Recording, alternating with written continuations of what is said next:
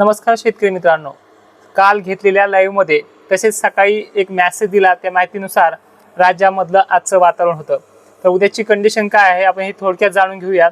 पण तुर्तास ज्या शेतकरी मित्रांना मेसेज तुमच्या व्हॉट्सअप पर्यंत पोहोचत नसतील किंवा तुम्हाला मेसेज पाहिजे असतील तर ह्या चॅनलच्या कम्युनिटी बॉक्समध्ये, म्हणजे तेव्हा तुम्ही व्हिडिओ पाहताय चॅनलवरती, त्याच्या एक कम्युनिटी भेटते, तिथे आपण मेसेज सकाळी टाकत असतो. कारण की बऱ्याच शेतकऱ्यांना लाईव्ह हा खूप मोठा आहे म्हणून पाहता येत नाहीये, त्यामुळे आपण तिथे हा मेसेज देत राहू.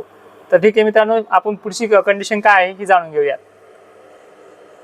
आणि काही ठिकाणी पाऊस देखील झालेला आहे, पण राज्यामध्ये काही ठिकाणी गरमीची लेवल कमी झाल्यामुळे त्या ठिकाणी पाऊस झालेला नाही.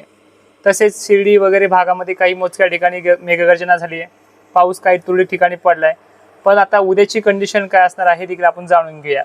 सध्या सोलापूर परिसरामध्ये चांगला मेघगर्जनेसह पाऊस पडतोय आणि तो निलंगा, लोहारा, खुर्द, धाराशिवचा दक्षिणेकडील भाग या भागामध्ये तो सक्रिय असणार आहे. संध्याकाळच्या वेळेला लातूर वगैरे भाग आजच्या 21 तारखेला सुद्धा तो घेणार आहे. ठीक आहे, तर उद्याची कंडिशन आहे सांगली, सोलापूर भागामध्ये, कर्नाटक, बेळगाव परिसरात सुद्धा, कर्नाटकमध्ये काही भागामध्ये हा पाऊस सक्रिय होणार आहे.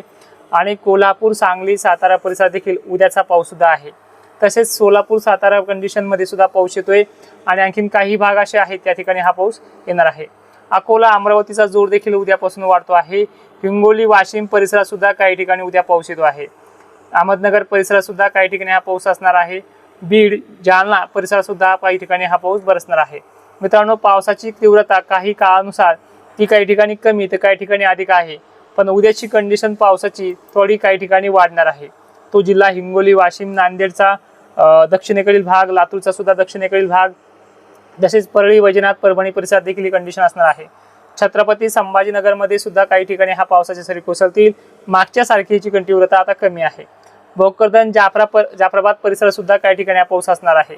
चिखली, खामगाव, मेहकर, अंत्रज वगैरे भागात देखील कंडिशन असणार आहे. देवघराच्या परिसरात देखील काही ठिकाणी कंडिशन उद्भवणार आहे. साखर, खेरडा परिसरामध्ये आजही मोजक्या ठिकाणी पाऊस झालाय. बारीक सारीक शितोळे होते, मोठे काय घटना नव्हती, पण उद्या सुद्धा या भागामध्ये कंडिशन घडणार आहे. अकोला, अमरावती, नागपूर, वर्धा परिसरात सुद्धा उद्या 22 तारखेला आणि 24 तारखेला, ह्या दोन्ही तारखेला या भागामध्ये पाऊस असणार आहे.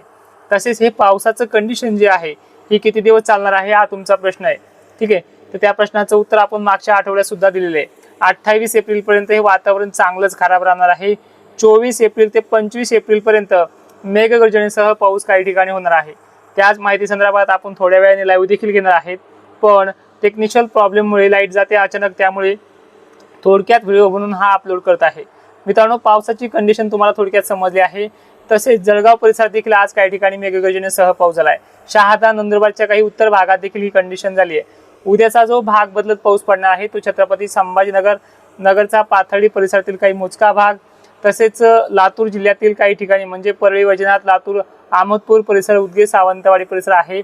नांदेड जिल्ह्याचा दक्षिण भाग, उत्तर भाग देखील ह्याच्यामध्ये घेतला जाईल. गोंदिया, नागपूर परिसरात देखील ही कंडिशन आहे. अकोला, पातूर वगैरे भागात देखील कंडिशन घडेल. तुम्हाला मी सिंदखेड राजा, देवगड राजा सुद्धा ही कंडिशन सांगितली आहे. तर आता काही चित्र कसं राहील हे देखील आपण पाहणार आहोत ग्राफिकच्या माध्यमातून. तर उद्या जालना परिसरामध्ये सुद्धा काही ठिकाणी स्थानिक वातावरण पाऊस पडणार आहे. आणि विशेष करून हे वातावरण खराब जास्त करून उद्याची तारीख आणि एक दिवस आड परत 24 तारीख हे असणार आहे. मित्रांनो, सविस्तर माहिती लाईव्ह सुद्धा आपण काही वेळामध्ये घेऊच, पण तुमच्या मनामध्ये काही प्रश्न असतील, कारण की 350 तालुके आहेत महाराष्ट्रामध्ये, त्या कमेंटसाठी कमेंटमध्ये करा. आपण व्हॉट्सअप ग्रुप आयोजित तिथे सुद्धा रिप्लाय देण्याचा प्रयत्न करेल. पण तालुक्याच्या कोणत्या दिशेनं आपला भाग आहे, कोणत्या जिल्ह्यात आपला तालुका आहे हे टाकायला विसरू नका. धन्यवाद.